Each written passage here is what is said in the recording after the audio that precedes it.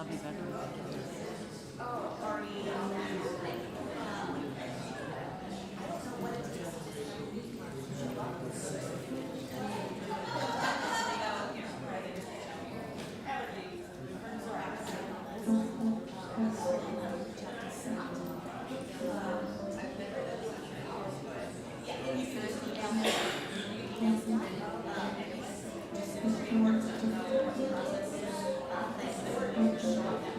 So they cut our lines and stuff.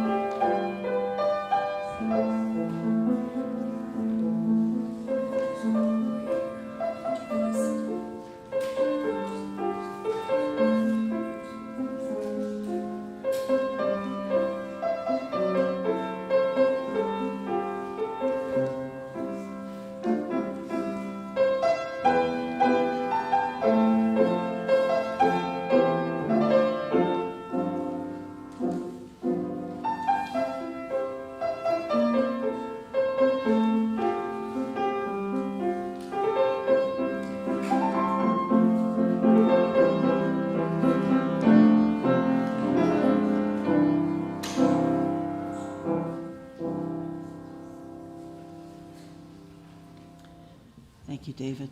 Good morning, and welcome to Eliot. I'm Trina Precy, and I'm happy to be serving as your liturgist today with my friend Amy Stark. Speak up. Okay. Thank you. Is this better? I'm watching my sound guy here. He's running solo without Ken today, so we all need to be patient. Okay, so Eliot is an intentional community whose shared work is to welcome all races, genders, sexual orientations, all creeds and beliefs, and every type of family, no matter the circumstances. Our vision is to create a just world through vibrant, beloved community. If you're with us for the first time, we're really glad you're here. Please take a minute to complete the guest card you received on your way in and either drop it in the offertory basket when it comes around or hand it to an usher on your way out. For those of you joining us online this morning, a special welcome to you. If you send an email to welcome@eliotchapel.org, we will happily answer any questions you have about the church or Unitarian Universalism in general. After the service, per our custom, we'll gather for coffee and conversation in Adams Hall, which is just out these side doors and to your left. In addition, everyone's invited to the Zoom coffee hour this afternoon at 12:30. The link to that is online or it's in your weekly email. Our opening words today are by Reverend Erica Hewitt, entitled Bold and Courageous Together. The word courage comes from the Latin word cor, which means heart. According to poet Mark Nepo, the original use of courage meant to stand by one's core, a striking concept that reinforces the belief found in almost all traditions, that living from our center is what enables us to face whatever life has to offer. To encourage means to hearten, to impart strength and confidence. This is our work as a religious community, to encourage one another, to be bold in engaging the world around us, as well as what scares us internally, to give one another the confidence and heart to live as fully as possible.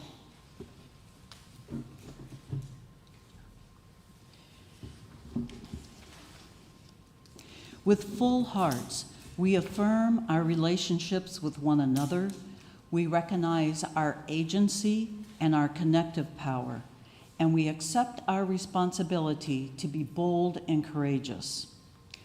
We light this chalice, symbol of all that we are, all that we have done together, and all that we will be, as our shared ministry encourages all those within and beyond our walls. Our opening hymn today is Enter, Rejoice, Come In. It's number 361 in your gray hymnal. The lyrics are also on the back of your order of service. Let us rise, embody your spirit, and lift our voices.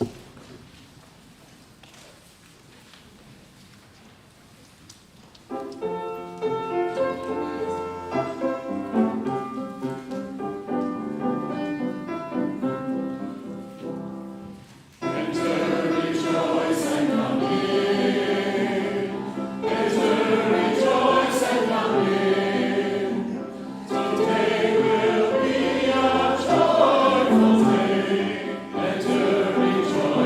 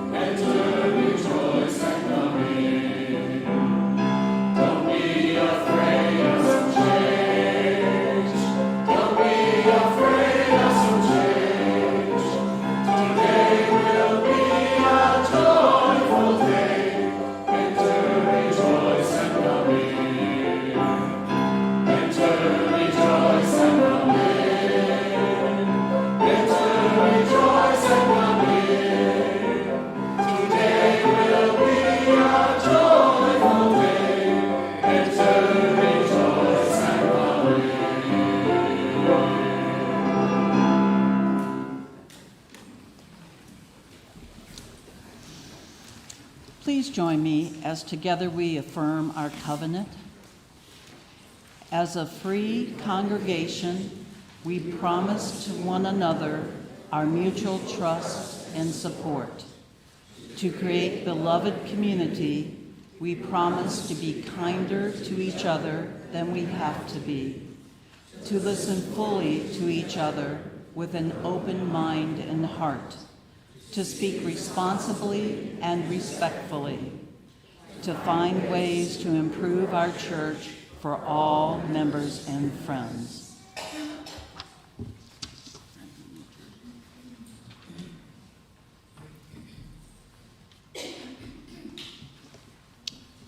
And now, if you will join me in a time of prayer and meditation. Is the sound any better?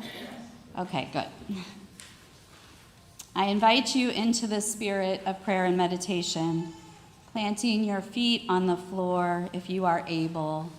Straighten your spine if you choose, and feel the breath of life inside of you as I read and adapt to fit our moment, a prayer by Sarah Bessey.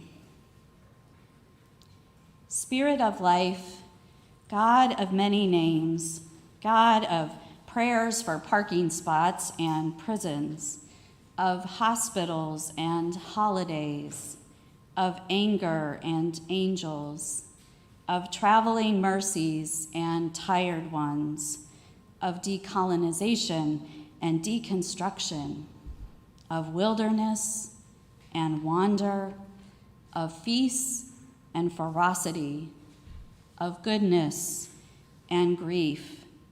We come to you today with our whole selves. Spirit of our honest prayers and more honest silences.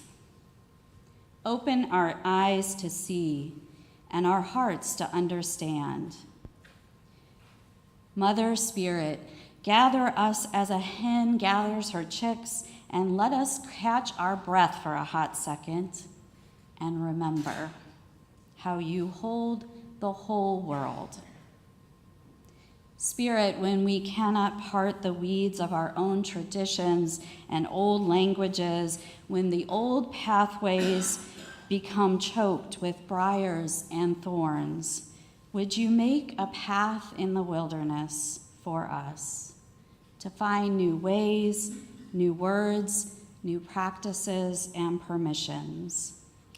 Would you meet us in the wilderness and set out a feast? We are hungry and thirsty, hungry for squabbles to stop, for the weather and fires to finally calm, for the children to rest. Thirsty for the end to division, for the end of fear, thirsty for anger to be washed away with the cool water of love. Help us to sink down into love, to push our roots down into that marvelous love and be planted within power and grace as we practice loving this world. And once practiced, may we tell the truth of our lives and listen to the truth of our belovedness, of justice, of faithfulness, and love. Let it be so, and let it be in me. And now let us enter into a moment of silence.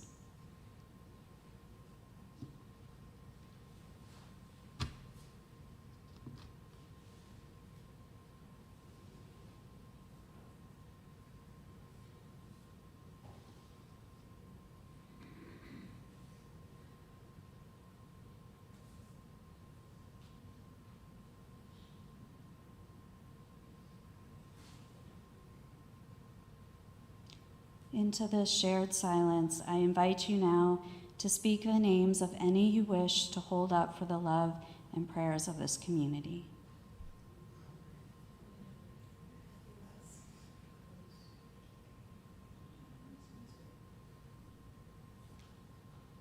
We hold these and all good souls who could not be named in our hearts.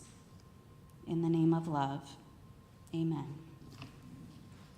And now, if you'll remain seated for our meditative hymn, number 34, in the gray hymnal, Though I May Speak with Bravest Fire.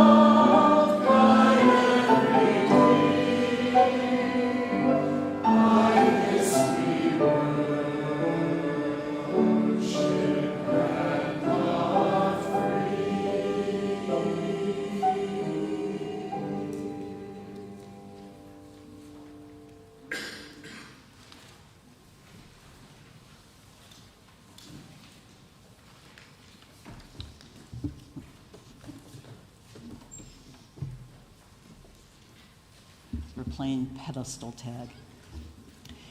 Every Sunday, Eliot shares the offertory with a community organization whose mission aligns with our values. This month's recipient is Home Sweet Home. Their work is to provide donated furniture and household items to clients who are transitioning from homelessness, along with the necessary support to be successful in their new home. If you're worshiping in person, you may place cash or a check in the offertory baskets as the ushers come around, or use your smartphone to scan the QR code in your order of service. Or you may go to the website and click on the Giving tab and choose Shared Plate to donate. Let us be warm and generous neighbors.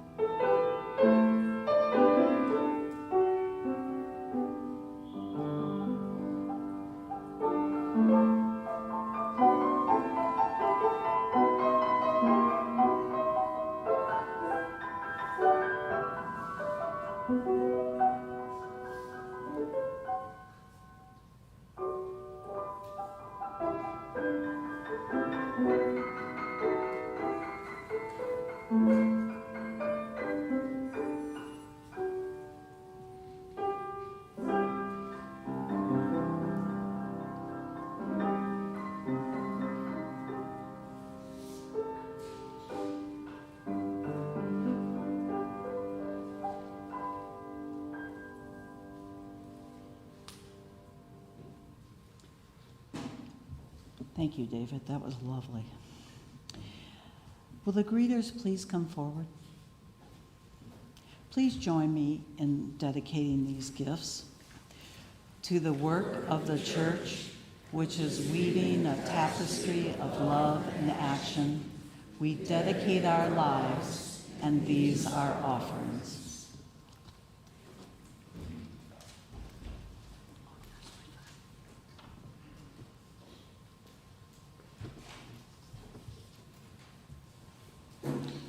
Our reading today is 100 White-Sided Dolphins on a Summer Day by Mary Oliver. Fat, black, slick, galloping in the pitch of the waves in the pearly fields of the sea, they leap toward us. They rise sparkling and vanish, and rise sparkling. They breathe little clouds of mist. They lift perpetual smile. They slap their tails on the waves, grandmothers and grandfathers, enjoying the old jokes. They circle around us. They swim with us. 100 white-sided dolphins on a summer day.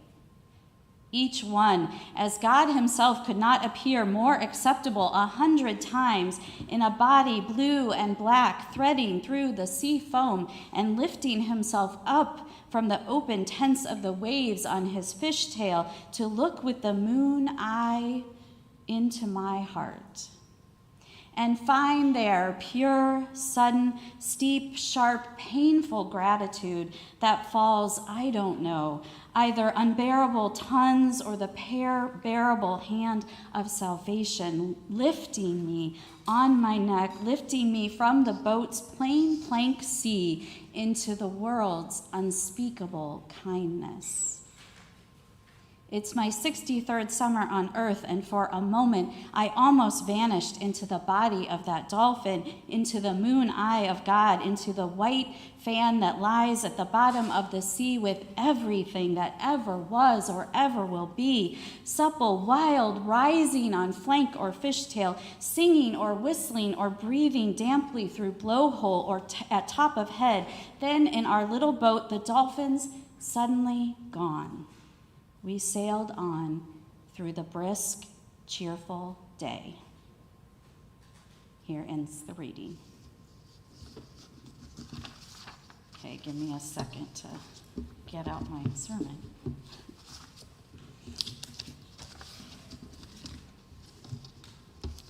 It is good to be back with all of you. So Krista is set to speak to you next weekend about the Barbie movie and feminism and you and all things good and great and pink, which I think is going to be amazing and I hope to be here for. And really good that she's going to do that because my mood of late has been more Oppenheimer.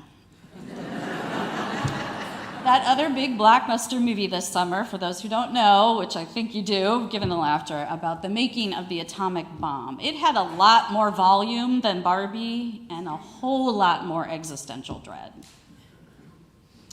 And I usually have some dread at seasonal change. I don't know why, even the ones I truly love. Summer and fall are my favorites, and I'm a nerd, so I love a good school supply hunt and putting away the swimsuit to get out and sharpen pencils.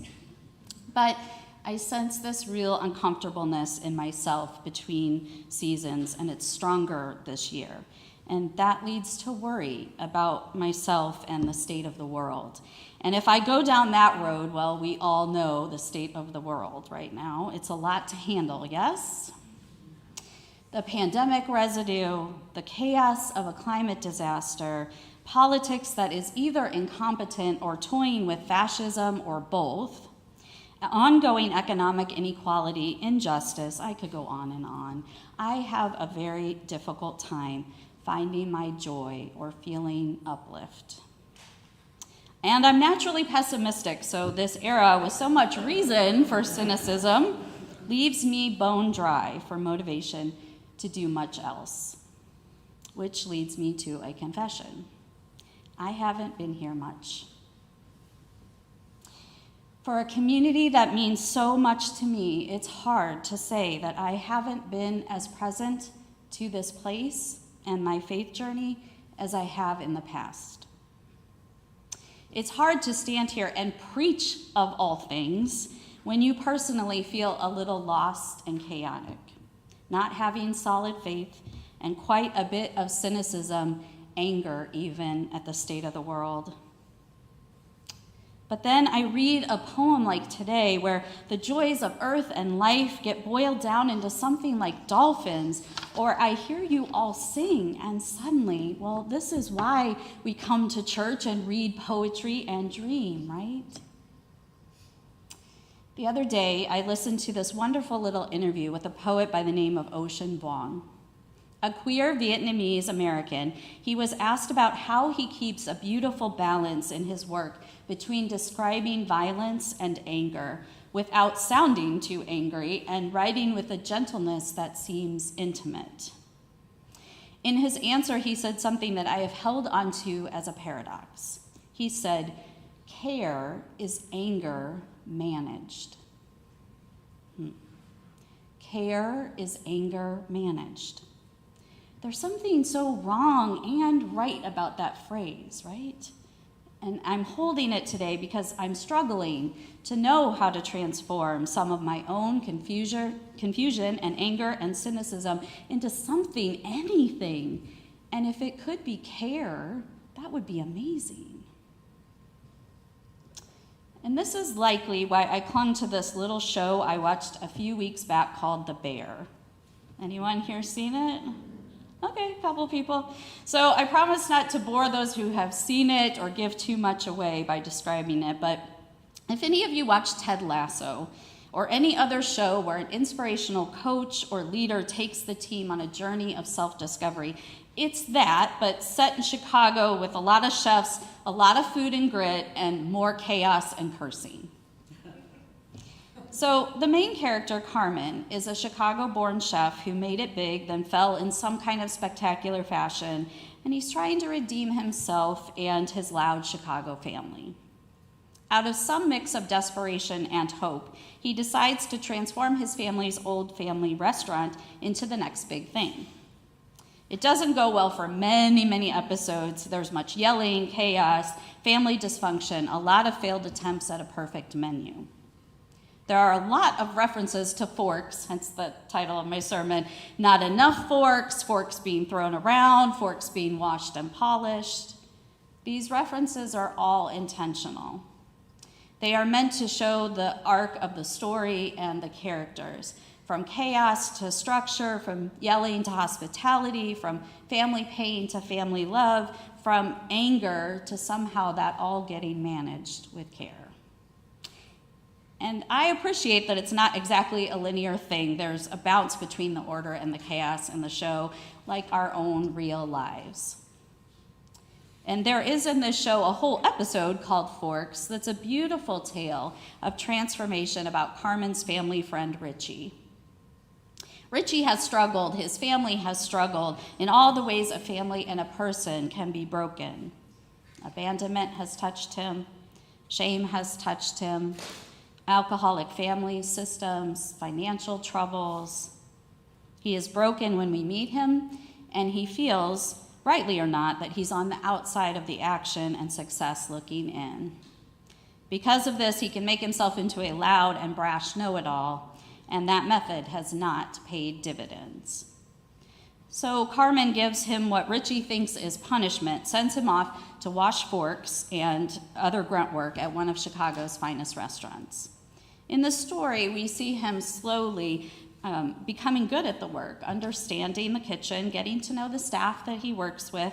In one scene, we see him reading a book called Unreasonable Hospitality. This is an actual nonfiction book that reached the New York Times bestseller list in 2022. The full title is Unreasonable Hospitality, The Remarkable Power of Giving People More Than They Expect. The book is the true story of Will Guidara, a chef who turned a 2-star restaurant into the world's most famous restaurant. In the description of the book, it states, "How did Guidara pull off this unprecedented transformation? Radical reinvention, a true partnership between the kitchen and the dining room, and memorable over-the-top bespoke hospitality. The book goes on to describe some of this hospitality, including filling a whole dining room with sand and beach chairs to console a couple who missed a beach vacation. Now, you might be cynical like me and think this is just to cater to the rich and famous. But if you have seen an interview or read more with Will, you realize that he is serious about offering both to his staff and the guests the same hospitality. He has created the radical idea that if you can give more, be radically generous, it will inspire others to want to give more, to be generous, not just with all around them, but themselves. So you can imagine that some version of this happens to Richie in the show, and it does. He returns a changed man, but not first without putting hours and hours in polishing forks and doing the work of learning the craft of service. At one point, he asks the kitchen manager, who works long, stressful hours, how she can do it every day, and she replies, "Every night you make somebody's day." You then get to see Richie be able to give someone that day, and the smile on his face is magic.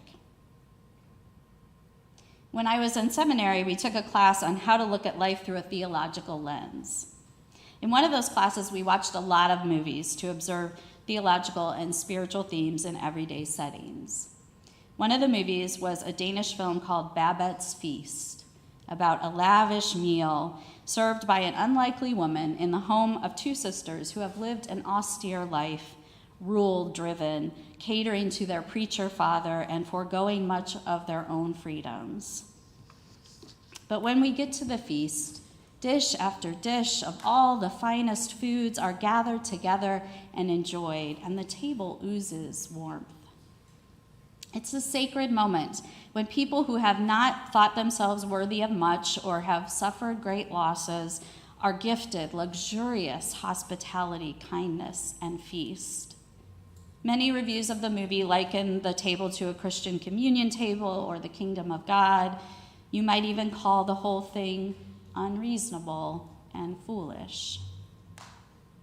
I might not need the caviar and champagne from Babette's Feast or a dining room filled with sand, but if Richie or the kitchen manager at a fancy restaurant were to make my day, you know what I would want?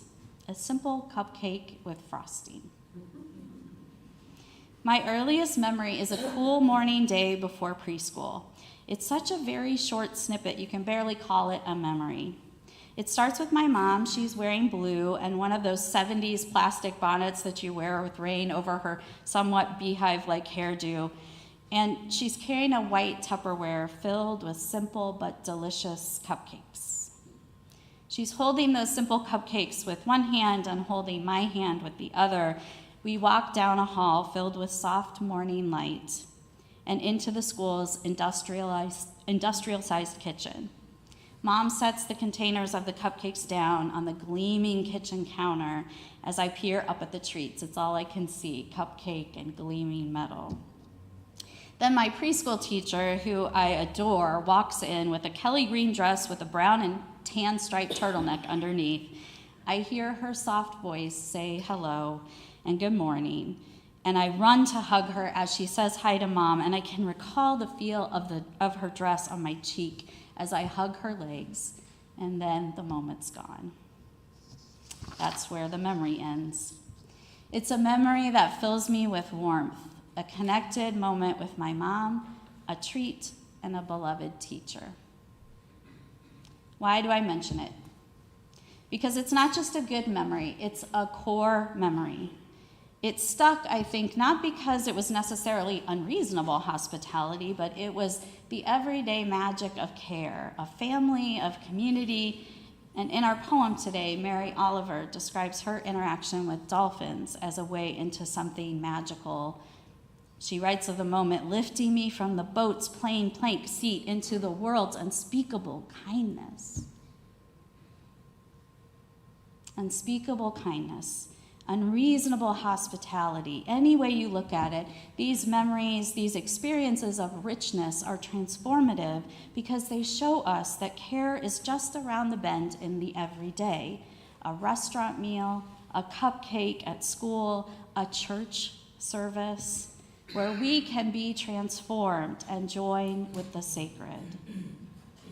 If we don't limit ourselves and others, if we get out of our own way, we'll be lifted up and find ourselves in vast, unspeakable kindness, maybe even an ocean of it. As Unitarian Universalists and churchgoers at Eliot Chapel, we can hold ourselves accountable to this kind of uplift, I think. Really, we don't even have to look hard for this accountability. On every order of service, right up at the top of the one you're holding, I guess you would call it our slogan. It says, "Bound by courageous love, growing in spirit, and inspiring compassionate action." In my job as a psychotherapist, I use a metaphor of handles with couples who are in distress. It's not my metaphor, it was created by another therapist. Handles, she says, are those words or phrases we hear that can bring strong, intense emotional reactions. Those handles open doorways into our feelings. Handles can be powerfully negative or positive. This slogan, it's our handle, right? When I see it, I want to be a better me. I want to show up. And even though I've been gone a while, I know I will be accepted here. I know the bonds of love and friendship I have made here, that we all make here, will hold me when I'm full of despair, when I'm not myself, or when I'm feeling lost. These handles leave space for forgiveness. Growing in spirit doesn't mean we have to show up fully formed. It means we can grow together into courageous love. The handles of inspiring, compassionate action mean when I show up, I might be asked to act or voluntold. We all know that happens at church. But acting will come from a place of compassion for others next to me in these seats or out in the world. Musician Nick Cave has called hope optimism with a broken heart. And the theologian Henry Nouwen calls those who show up to care wounded healers. But when we show up with wounds, anger, broken hearts, whatever and however we show up, we can do it together. The guy who wrote the book on hospitality that I mentioned, Will, he tells that story of his mom in the book, a story of his mom in the book, who early on discovered that she had cancer. Will tells us that she was a flight attendant at the time. His whole family was in the hospitality industry. Precise and orderly was the way that she served. She was known for her ability to serve cups of tea and coffee without spilling a drop, even during turbulence. And then one day she started spilling. They found brain cancer, and though it was treated and removed, she became paralyzed and disabled, eventually unable to talk coherently. He recalls that despite all of his mom's limitations, she would be wheeled out to wave goodbye to him when he left for school. She kept showing up. She died right after he graduated. His father and him were, of course, devastated. One day shortly after her death, when they were in the absolute shock of grief, they were given a kitchen-side table at a fine restaurant that I think their friends owned, and dish after delicious dish was served to this father and son pair. They were fascinated, satiated, and still profoundly sad, of course. He talks about this in the book, how the meal was joy and deep sadness sitting side by side. Those who served him and his father that day left them both with a core memory of unspeakable kindness just by showing up and making them a meal. I think I preached this sermon more for myself, but I hope it resonated with all of you. I might need to start showing up again. Physically or virtually be present to this place. Beloveds, I'm going to ask us all to take just a minute to notice this space. The warm light from the chalice flame, our beautiful windows, they're gorgeous. The flowers someone lovingly brings this week. Who brought the flowers? Rebecca, someone knows. The faces of our friends, maybe strangers, Look at all of this we create for each other every Sunday. And I haven't been around for a lot of it. And why? Church isn't a requirement. Faith community isn't a job. We're here because we're bound together in values, in faith, in hope, in courageous love. Some might call it unspeakable, unreasonable amounts of care. You'll have to watch the show to find out how Richie does after the Forks episode or how Carmen's restaurant does. But you can show up here to see how we all do at Eliot. We have a big church year ahead, right? Lots of changes and decisions. I'm hoping for a happy ending, and whether or not it's happy, hard, or something in between, I know there will be a lot of courageous love, so much growth in our spirits, and a bunch of inspired and inspiring, compassionate action. So go ahead, be brave like I'm trying to be, show up, open the door, may it be so. Amen. And now, if you will rise in body or in spirit for our closing hymn, number 213, There's a Wideness in Your Mercy, in the gray hymnal, if I hadn't said that. And there's a short, it's a pretty short song, so we're going to sing it through twice and give it some energy the second time around. So join me.